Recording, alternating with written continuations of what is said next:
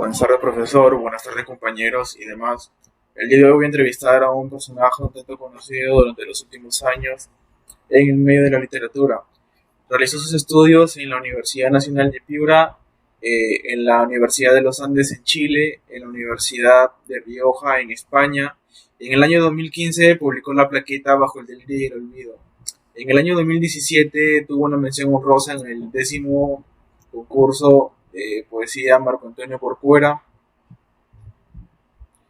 Y en el año 2018 publicó su libro titulado La caída de un pájaro en el mar.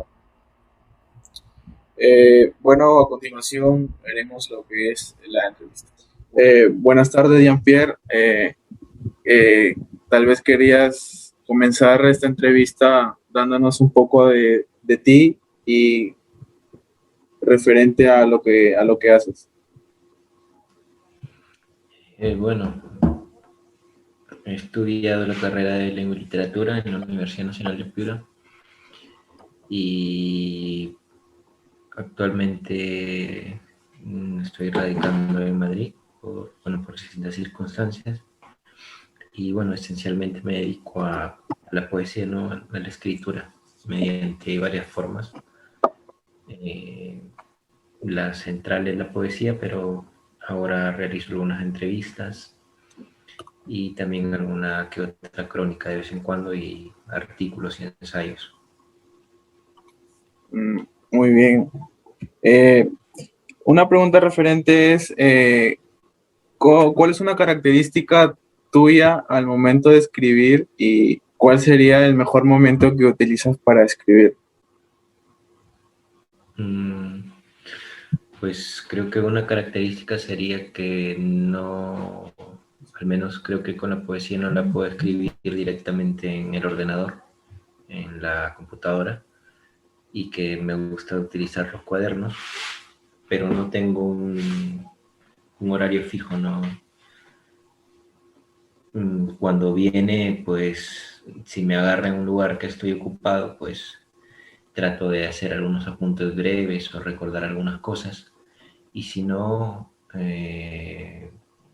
si ya es muy urgente la necesidad de escribir, pues lo apunto en el teléfono. Pero no creo que esté supeditado a una hora. Más bien creo que tiene que ver con una sensación en el cuerpo, ¿no? ¿Sientes como si te naciera la inspiración del momento? O sea, así de escribir consecutivamente hasta que ya no sientas, cuando sientes que ya no tienes más que escribir, o cómo es tu proceso creativo. Pues creo que todo va sumándose a las lecturas y también el propio estado emocional, pero no me gusta escribir directamente cuando tengo una emoción tan fuerte, ya sea de alegría o de tristeza, pues en ese momento no lo escribo, sino que más bien dejo pasar un tiempo y cuando ya estoy calmado, lo que hago es tratar de recordar ese momento, ¿no? O ese estado anímico en el que me encontraba y desde ahí tratar de escribir el poema, ¿no? Y no lo fuerzo, ¿no? O sea, sale lo que tiene que salir. Eh, y ahora últimamente pues casi siempre trato de darle término a lo que empiezo, porque luego me ha pasado que escribo un poema, por ejemplo, hoy día y luego lo retomo en un mes, pero ya han pasado varias cosas desde entonces y se pierde a veces el hilo conductor del poema, si es que se puede llamar así de alguna manera a eso. Pero no, en general es ese el proceso en el que estoy, ¿no? Y el resto, pues a veces es necesario para mí salir a dar un paseo para pensar un poco en la idea que estoy teniendo, a ver cómo lo hago. Hay que tener mucho tiempo, eso sí, ¿no? ¿Y cómo sabes que un poema ya está terminado? Creo que es una sensación muy interna, ¿no?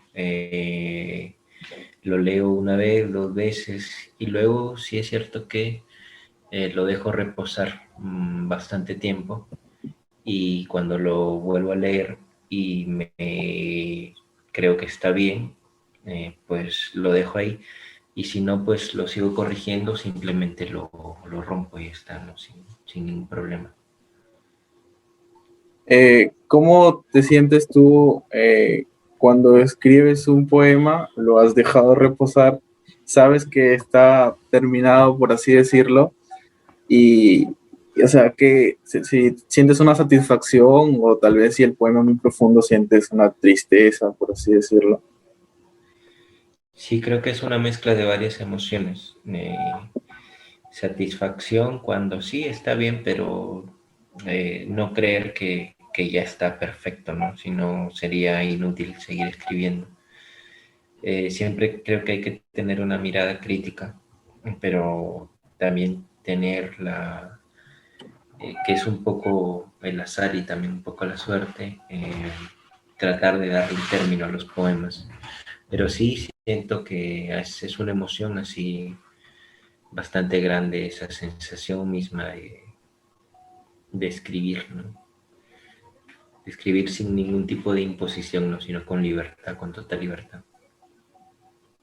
¿Y desde qué momento tú supiste que te ibas a dedicar a la poesía o que querías dedicarte a fondo a la poesía? Pues creo que más o menos cuando ya estaba en el colegio, cuando tenía 15 o 16 años, mmm, sabía que no estaba seguro si es que era la poesía, pero lo que sí tenía claro era que el camino que tenía que seguir tenía que estar relacionado de alguna manera con la literatura, pero al final, bueno, ha ido ganándole más terreno, mayor preponderancia, la poesía en sí misma, ¿no? ¿Cuál fue el primer libro que te inspiró o te inculcó a seguir escribiendo o seguir el camino de la poesía? ¿Y cómo es que lo sentiste en ese momento? Y supongo que cuando leemos un libro por primera vez, lo volvemos a leer así consecutivas veces y desde la primera vez tenemos una percepción diferente del libro como lo leímos al principio. Pues creo que ese primer libro o uno de los primeros, fue Una temporada en el infierno de Rambo, que me marcó no solo por la violencia del lenguaje, sino también por la misma figura de Rambo, que era tan joven y tan, y tan precoz, con toda su vida y también, bueno, también con su propia escritura. Y pues leerlo después de tiempo también ha sido retornar a esos primeros recuerdos. Luego también Widobro también fue una de las primeras lecturas con Emily Dickinson, ¿no? También estaba ahí. ¿Y hay algún poema tuyo o de otro poeta que te identifique cómo te sientes ahora mismo, en este momento donde estás, el tiempo que estás, los tiempos que estás transcurriendo ahora mismo y tu estado de ánimo? Eh, a ver, bueno, pensándolo, no sé si, un, si un poema entero, pero sí creo que unas líneas de uno de los heterónimos de Fernando Pessoa, que fue Alberto Caeiro. Él dice, y me parece que solo para oír pasar el viento vale la pena haber nacido. Creo que ese es uno de los momentos o uno de los versos con los que me identifico plenamente en este momento, ¿no? Muy bien. Y eh, entrando un poco más en el tema, espera un momento. Y ahora, eh, ¿tú crees que la poesía puede cambiar la realidad tal y como está ahora? Bueno, un libro de poemas no va a ganar una guerra, ¿no? Pero creo que en la poesía al menos nos ayuda a resistir en un mundo sórdido como este, ¿no? Creo que el arte en general ayuda a eso. Claro que consciente o inconscientemente los artistas vuelcan su, su cosmovisión del mundo, su ideología, sus ideas dentro de sus obras. Y de esa manera pues van cimentando esas ideas en otras personas. Pero un libro no va a ganar una guerra, ¿no? Sin embargo, siempre serán importantes porque la poesía yo creo que es un ejercicio de la memoria. No escribimos porque tratamos de atesorar esos momentos mmm, pasados y bueno, y también algunos recuerdos del futuro, en todo caso con los sueños. ¿Y cómo crees que está ahora el panorama editorial con tantos escritores nuevos y libros nuevos? ¿Cómo es que crees que se comprende la poesía de ahora con la poesía de antes? Eh, pues siempre hay actitudes parricidas por parte de los nuevos autores, pero a mí me parece importante que hay un diálogo en el sentido de primero asimilar la poesía que es escrito en tu lengua, que es, bueno, en nuestro caso la lengua castellana, y desde ahí pues asimilarla bien y después, si se da el caso, tratar de romper con ello. Y con respecto a las editoriales, pues cada día las transnacionales, las grandes editoriales como Penguin Random House o Planeta, están copándolo todo, ¿no? Y más bien las editoriales independientes, que son más pequeñas, que tienen menos llegada, que no tienen tanto espacio en los medios de comunicación, están siendo devoradas por estas editoriales, ¿no? Y yo creo que la resistencia la hacen estas editoriales. Bien. Y eh, pues entrando un poco a un tema más, otra vez personal, de ti, ¿cuál sería la pregunta que muchas veces te ha gustado responder, pero hasta ahora nadie te ha hecho la pregunta? No sé, creo que son muchas. No sabría escoger una exactamente, pero creo que lo importante es nunca dejar de hacerse preguntas con todo, no solamente con la poesía, sino con todo en general, especialmente con el entorno en el que te encuentras, ¿no? Preguntarse siempre por qué, por qué, por qué. Y eso inevitablemente te llevará a otras preguntas, a unas respuestas más o menos válidas, pero que de todas maneras te va a llevar hacia otros lados y viceversa, ¿no? Y entonces luego eso ya se convierte en algo, en un círculo vicioso porque no paras de hacerte preguntas. Y ya llega un punto en donde, bueno, comienzas a obtener algunos atisbos, algunas luces sobre ello. Pero creo que siempre es importante hacerse preguntas, ¿no? En mi caso, no sé, yo, bueno, no, con lo que me pregunten está bien. Mm. Y ahora, respecto a tu libro publicado, Caída de un pájaro en el mar, ¿qué es lo que rescatas de tu propio libro y lo que tal vez no te gustaría que siguiera ahí? Pues lo escribí muy chico ese libro, o sea, creo que tenía como 17 años o 18 años y luego lo dejé descansar un poquito. Eh, pero creo que ahora pues sí que le quitaría muchas cosas, muchas palabras, pero ese libro me dio algunas alegrías porque pude presentarlo en distintos lugares de Perú, luego también en Chile y en Bolivia. y pues eso, llegar a esos lugares me permitió ver otras realidades, pero también poder conocer a otras personas que estaban más o menos en la misma ruta en la que yo andaba, con, con lo de la poesía y viajar y ver cómo podíamos hacer cosas, eh, justamente en ese sentido, ¿no? De cómo se puede armar un frente cultural para la transformación de la sociedad. Pero bueno, cada momento tiene su etapa y creo que cada libro es una etapa en la vida. Ese libro fue una etapa en mi vida y está bien, ¿no? Está bien así. Ahora tengo ya un poco más de pudor con las publicaciones, pero creo que sí le quitaría muchas cosas y lo principal que me ha dado pues es conocer otros lugares, a otras personas.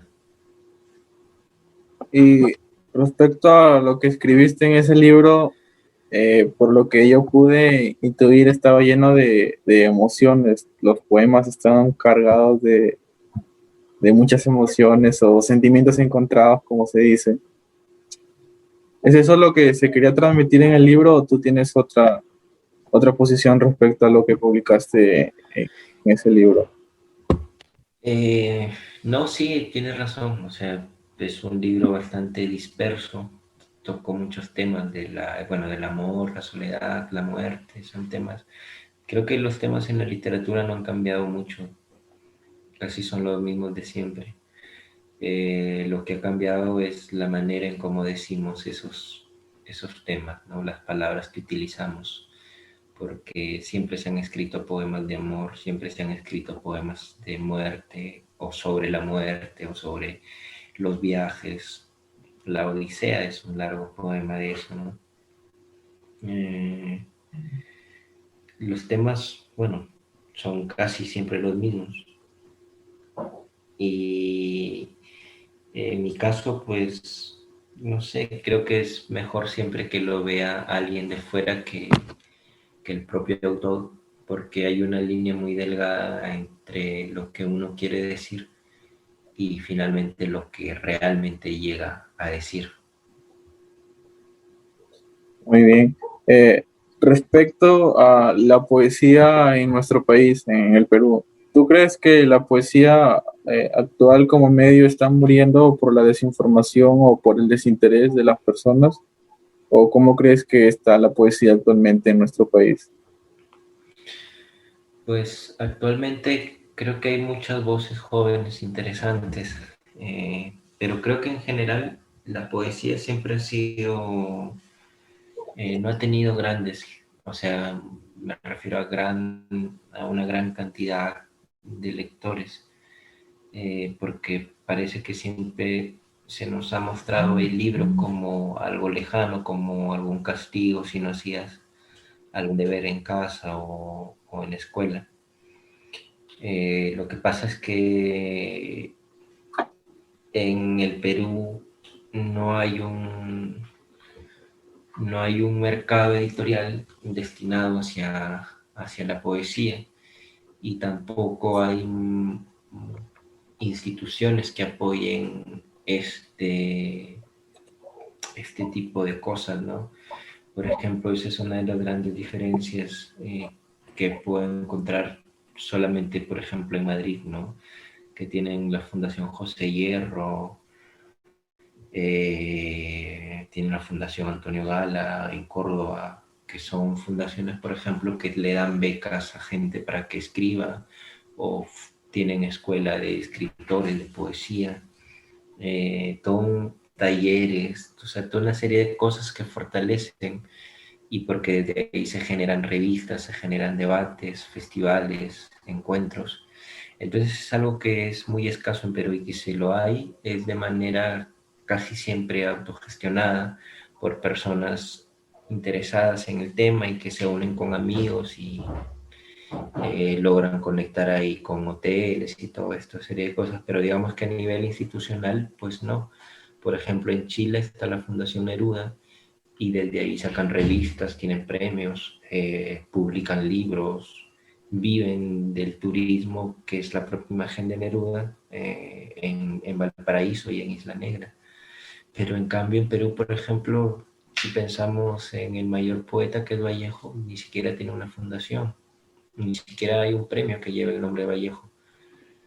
Se le recuerda como un poeta, pero no hay nada más allá aparte de eso, ¿no? Así que esa es una de las cosas que hace que la poesía pues no tenga un rol como tiene en otros países, ¿no? Usted, tú eres integrante del Círculo Literario Tertulia Cero. ¿Cómo es que ustedes ayudan o favorecen a que las personas lleguen a conocer a profundidad la poesía o seguir informándose sobre los poetas piuranos, en todo caso, que hacen sus festivales y siguen promoviendo la poesía para que eh, no quede pues obsoleta dentro de nuestra sociedad? Pues lo que hemos tratado de hacer en la medida de lo posible ha sido generar, bueno, festivales de poesía, hemos hecho presentaciones del libro y también festivales de cuento, homenajes, también hemos llegado a los colegios. Creo que la preocupación central siempre ha sido hacer incidencia en las calles, o sea, llegar a espacios poco habituales, como eso, directamente el encuentro directo con el lector, que es las calles y también el colegio, porque lo que nos preocupaba era que en el plan lector, pues las lecturas que se recomiendan suelen ser unas lecturas pues que desde nuestro punto de vista no hacían tan hondo el sentido del estudiante, así que lo que tratábamos de ofrecer era una alternativa y de paso pues decirles que había o que hay en todo caso escritores en la misma zona que están escribiendo, haciendo cosas y que también hay que acercarnos a ellos y a ellas, ¿no? A echar un vistazo a lo que están escribiendo. Y eso, lo que pasa en Piura, pasa en Ancash, pasa en Huancayo, pasa en Lima, se pasa en todos lados. Y por eso es importante que este tipo de cosas reciban apoyo institucional, pero es más importante que los mismos autores, que las mismas autoras se involucren y tomen un compromiso por la difusión de esto, ¿no? A través de cualquier forma, ¿no? Ya sea festivales o presentaciones o performance, pero hacer incidencia en la realidad inmediata, ¿no? Lo mejor sería publicar libros y revistas con bastante periodicidad, ¿no? Tener una editorial que funcione bien, ¿no? Que haga un buen trabajo, pero para eso siempre se necesita dinero, básicamente, ¿no? Eh, con respecto a eso, eh, ¿tú crees que se deberían cambiar, o sea, las lecturas, los planes de lectura instruidos en las instituciones, o solo aumentar el presupuesto para que se sigan publicando libros y esos libros sigan llegando a más planes lectores dentro de todas las escuelas para así promoverlo de una gran manera? Sí, o sea, lo que yo pienso es que se debe ver qué libros se están recomendando en el plan lector, ¿no? Porque hay algunos libros que son, bueno, bastante malos, la verdad, ¿no? Que no tienen mucha profundidad. Y eso responde también a un sistema educativo, ¿no? No es casual que en Perú se haya eliminado el curso de filosofía. No se enseña filosofía. En Chile, por ejemplo, los chicos de secundaria tienen filosofía. Ellos llevan filosofía desde los 13, 14, 15 años. En cambio, en Perú no, fue un curso que se eliminó. Eh, y yo creo que al tener, por ejemplo, la educación un mayor presupuesto, pues sí que habrían libros, ¿no? Por ejemplo, si pensamos en una biblioteca de un colegio El mejoramiento de las público bibliotecas. de provincia, ¿no? Ya, o de Lima, ni siquiera de provincia, sino de Lima, un colegio público de Lima, pues la biblioteca es un desastre, ¿no? Ni siquiera hay un ejemplar para cada estudiante. Y eso porque tampoco hay una industria del libro en Perú tan grande. Así que, bueno, en ese sentido yo sí, lo que sería ideal pues sería cambiar esas cosas, ¿no? Revisar las lecturas, revisar que se lea al menos, porque ni siquiera en el plan lector se revisa un poemario completo, no un libro de poemas, sino que se revisan 3, 4, 5 poemas y nada más. En cambio, con la novela o los cuentos, sí, sí, casi siempre se revisa un libro entero, pero es raro pues que no se revise un libro de poemas porque a veces a los propios profesores también es complicado la poesía, porque todo parte también un poco del profesor, a veces que no es tan buen lector y entonces no le puede transmitir esas lecturas a sus estudiantes y coge lo primero que está al alcance de la mano. Pero bueno, eso también se explica porque un profesor de colegio público casi siempre tiene que trabajar en 2 o hasta en 3 colegios para poder subsistir. Peor si es que ese profesor tiene familia, tiene hijos que mantener, pues eso no le deja mucho tiempo para dedicarlo a la lectura, ¿no? Entonces ya se vuelve algo más bien casi automático, ¿no? Que repetir y enseñar lo mismo de siempre. Bueno, sí, por ejemplo, en las bibliotecas de los colegios públicos tienen libros un tanto no informativos y libros muy atrasados para los nuevos métodos de estudio que tienen los estudiantes ahora, como en los libros de matemáticas, eh, las redacciones de los libros de historia y así sucesivamente. Incluso en la biblioteca de Paita sigue habiendo libros en mal estado y libros que eh, están un poco atrasados para lo que nosotros deberíamos tener ahora, ¿no? Y Sí, está así. No están las bibliotecas tan implementadas. sí. Muy bien, regresando al tema de los poetas o escritores, sí, es muy común hallar un comentario o cierta forma despectiva de eh, relacionar la poesía con la pobreza o la escritura con la pobreza. ¿Cómo podrías tú darme tu opinión sobre eso? Mm, pues sí, o sea, casi siempre los que asumen o las personas que asumen el camino de la poesía, en todo caso, más que de la narrativa, pues si eran ricos se empobrecen y si eran pobres o son más pobres o siguen siendo pobres. No, la poesía no te da dinero, no, nunca, jamás, o sea, a menos de que sea Neruda, ¿no? Que sí ganaba con sus libros porque era muy conocido. Eh, pero yo creo que las precariedades no son el ideal para tener una buena escritura, no son la inspiración.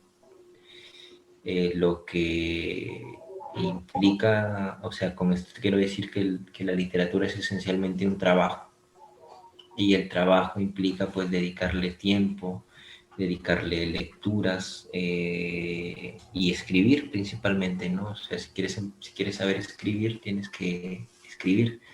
Como si quieres aprender a manejar bicicleta, o si quieres aprender a nadar, tienes que hacer eso, ¿no? Nadar o pedalear.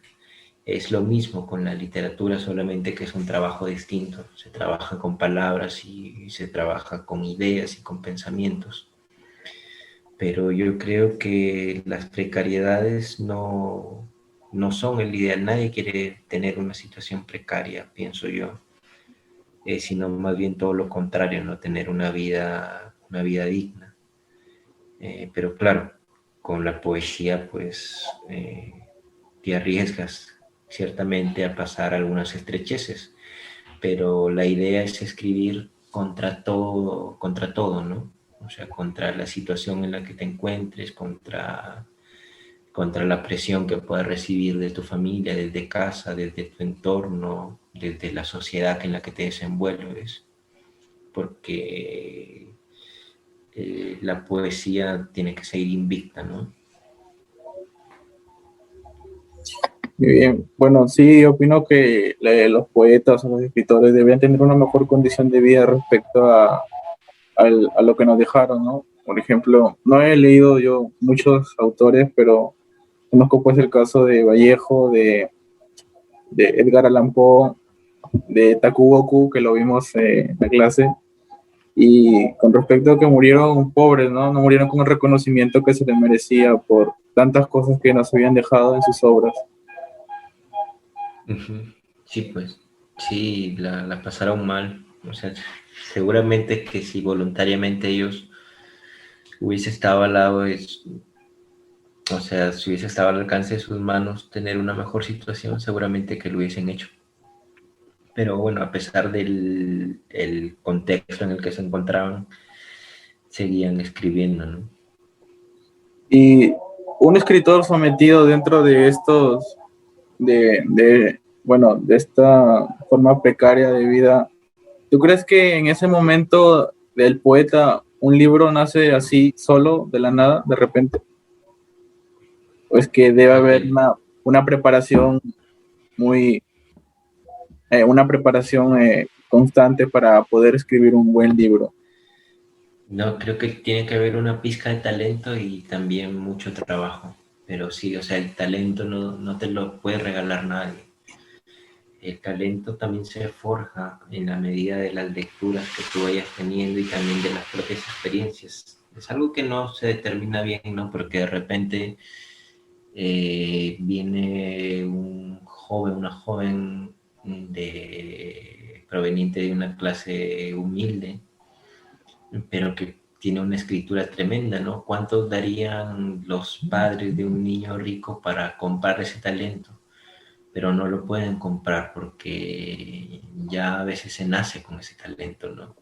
Sin embargo, si ese talento no es trabajado, si es que no se pone a leer, si es que no se pone a escribir, si es que no se pone a pensar en ese propio proceso que implica la escritura, pues seguramente que será un talento que se va a quedar nada más en promesa y nada más, ¿no? Aparte de apoyar a que se generen más libros, ¿crees que debería haber algo en específico para apoyar a las personas que escriben? Como por ejemplo se apoya mucho a las personas que juegan ajedrez, o bueno, aquí no tanto, pero en otros lugares sí. Y aquí se apoya en lo que es un poco, o se le da mucho reconocimiento eh, memorado a personas que son buenas en las matemáticas, pero ciertamente en los momentos que yo estuve en la secundaria he visto muy poco la apreciación por los escritores o por la literatura en general. Ya sí, era lo que te hablaba de esta diferencia que yo veía aquí con estas fundaciones, ¿no? O sea, si hubiera la forma de dinamizar, eh, por ejemplo, ¿no? Si se hiciera la Fundación César Vallejo, desde esta fundación se crearían concursos para todos los escritores en general, para escritores jóvenes, impulsar a escritores jóvenes a través de becas, de fondos para que tengan las condiciones propicias para escribir. De esa manera yo creo que sería una forma de dinamizar y también de cambiar el panorama, ¿no?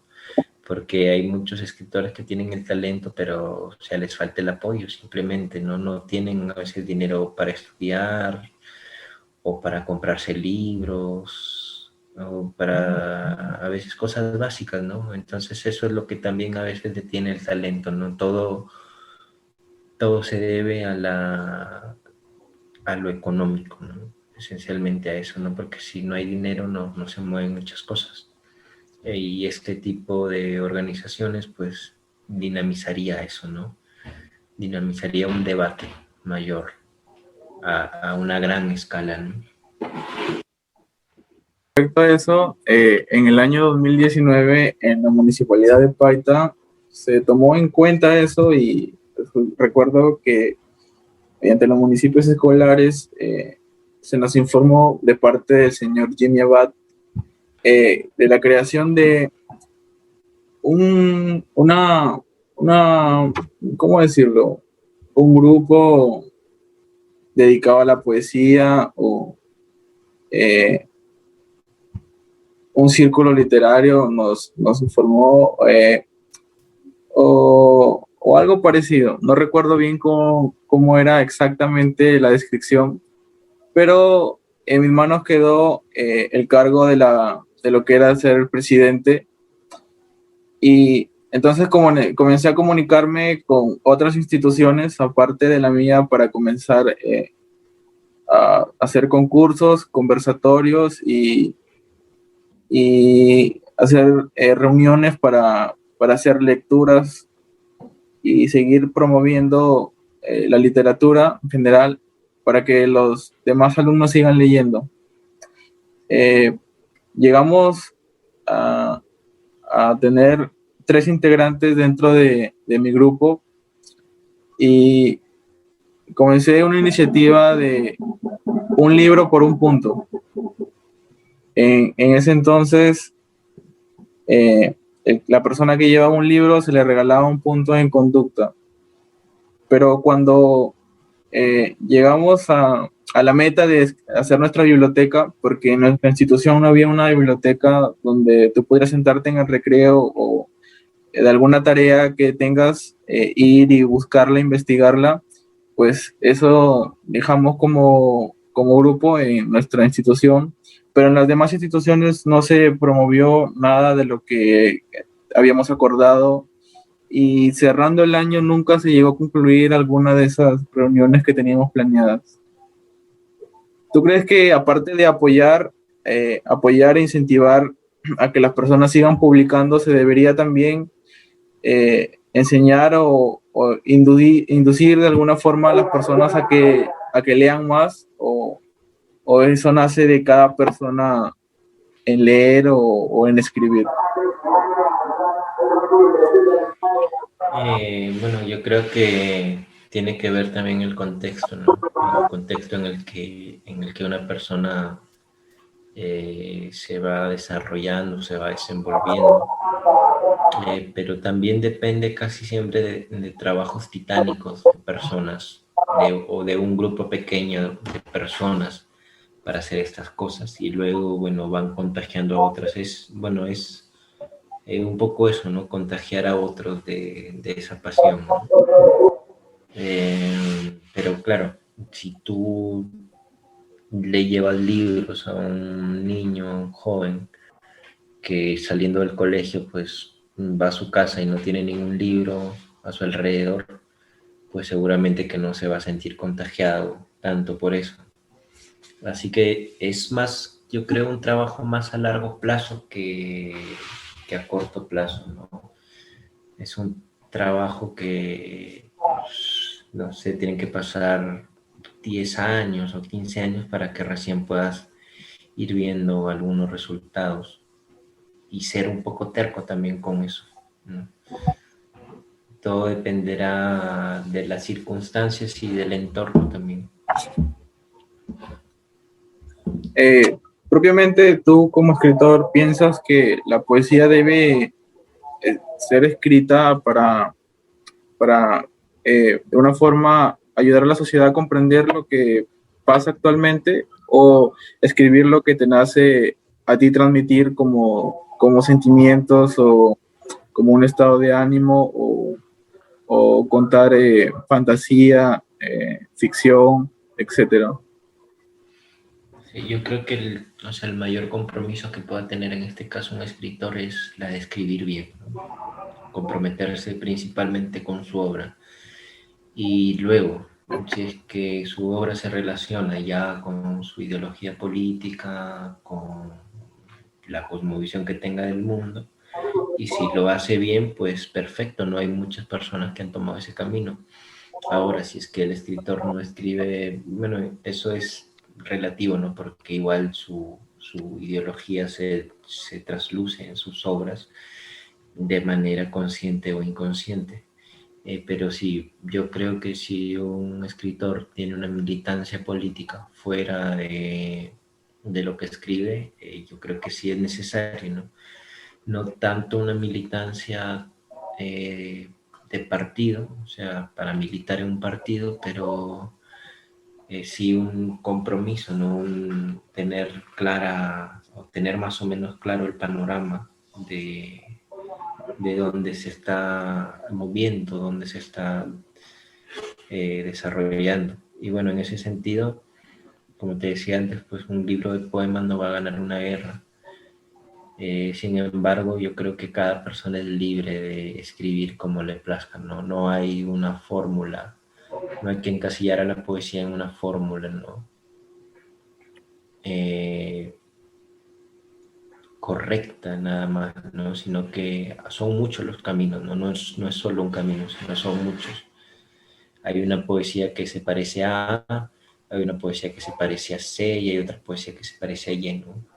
Hay que ser eclécticos y eso implica pues reconocer que cualquier forma de probar con el lenguaje puede ser válida, ¿no? Siempre y cuando tenga calidad. Eh, bueno, sí, tienes razón, ¿no? Eh, en una entrevista escuché del poeta Nicanor Parra que decía que antes su literatura o sus poemas o lo que escribía eran antipoemas, pero ahora él se dedicaba a los ecopoemas, a conectarse con la naturaleza, con la sociedad y el ambiente, para tratar de mejorarlo o tratar de darlo a entender. ¿Tú te logras entender con eso o algo parecido? Sí, bueno, en mi caso yo creo que en este momento me encuentro en una situación en donde estoy escribiendo para entenderme a mí, mis orígenes, pero también para entender el mundo, ¿no? Para tratar de entenderlo a través de lo que escribo un poco. Y luego ya si lo quiero llevar a un nivel más profundo, pues ahí están algunos libros de sociología que son claves o de filosofía, para también tratar de entender un poco lo que pasa, ¿no? Y la historia, ¿no? Ahí está todo en la historia, ¿no? Saber lo que pasó antes y cómo algunos fenómenos del pasado se están repitiendo ahora. Pero con la poesía, ¿no? Con la poesía me pasa que lo escribo para tratar también de entenderme un poco a mí y a lo que me rodea, ¿no? A mi realidad más inmediata o a mi realidad histórica, ¿no? Muy bien. ¿Y qué proyectos en qué proyectos estás trabajando ahora? Que estamos a casi mediados del año. ¿Algunas publicaciones que ya hayas tenido o estás próximo a publicar? Bueno, sí, este año salió un número de Siete Vientos que dirige Houdini Guerrero, donde me pidió que le colaborara con... bueno, han salido dos números. En uno de los números he colaborado con un ensayo y en el otro he colaborado con poemas inéditos, pero el ensayo que yo le he enviado ya había salido antes en la revista Fábula, que se edita en la Universidad de La Rioja, en Logroño, aquí en España, y bueno, no es virtual. La de Jovini tampoco es virtual, es en física. Y la de Fábula también es en física, es una revista que lleva como 22 años publicándose de manera periódica. Y ahora en proyectos creo que lo más reciente que tengo es, bueno, aparte de algunas cosas virtuales, pero en lo inmediato, en lo concreto, o en el espacio en donde estoy ahora, pues el lunes 19, si no me equivoco, sí, soy parte de un ciclo que se llama Nuevas Miradas, que o sea, va a ser de manera simultánea en Chile, en Nueva York, en Ciudad de México y también en Madrid, ¿no? Así que, bueno, voy a dar un recital en la Universidad Complutense, en el Departamento de Filología. Y lo próximo que tengo, bueno, siempre ando ahora, bueno, haciendo entrevistas. Hoy día entrevisté a un escritor de aquí, Aragones, que se llama Carlos Castanandols. Ando realizando entrevistas para la revista Mal de Ojo, de la que soy parte, bueno, parte del equipo editorial. Y lo otro, pues escribiendo siempre el poema, ¿no? Ahora ya de una manera creo que mucho más entregada que antes. Estoy escribiendo 2 libros a la vez, a la par, pero ahora más concentrado en uno que en otro porque el otro todavía lleva un proceso de asimilación de datos y este otro pues es más bien una reflexión sobre el poema en sí mismo. Muy bien, Jean-Pierre. Bueno, muchas gracias por habernos brindado esta algo breve entrevista. Y para finalizar, quería saber si nos podrías leer o recitar un poema tuyo que ya hayas escrito o hayas publicado o recientemente hayas escrito. Ah, vale, sí, pero dame un minuto para traerlo. Aquí tengo, justamente es uno de los poemas justamente en los que estoy trabajando últimamente, ¿no? Así que, bueno, compartiré uno de estos. Se llama Carta de un lector en España para un poema ausente. Querido poema, estoy totalmente alucinado frente al mar Cantábrico, hablándote a solas, diciéndome que otra vez atravesaré el continente para volver a leerte. Me he enterado por los periódicos y la televisión que ahora se duda de quién te escribió. Cientos de críticos han salido a decir que no existes. Los libros donde aparecías han sido censurados. Está prohibido recordarte. Desde la clandestinidad me he dedicado a difundirte. En las calles de Madrid, en sus paredes, te he pegado. Y por eso me han apresado. Me fugué. Fui a Roma, a París, y en cada sitio he sido expulsado por hablar de ti. Sabiendo esto, pretendes ocultarte. Querido poema, yo pido tu liberación aunque me persigan, me señalen, me desconozcan. Pido tu liberación en voz alta, en parlantes, conciertos y recitales. A escondidas también te llamo. No te vayas, poema, poema mío, tuyo, de nadie. Desde el otro lado del mundo te llamo, y cuando llegue mi propia liberación volveré a llamarte. Le hablaré de ti a mis hijos, a mis nietos. Les contaré que hubo un día donde cualquier persona podía leerte y recitarte, recomendarte como lectura semanal. Un día en que aún quería ser parte de un libro. También hablaré de ti con los muertos. A la fuerza les abriré los ojos. En su carne amoratada, caída, desmembrada o vuelta osamenta, escribiré tu forma.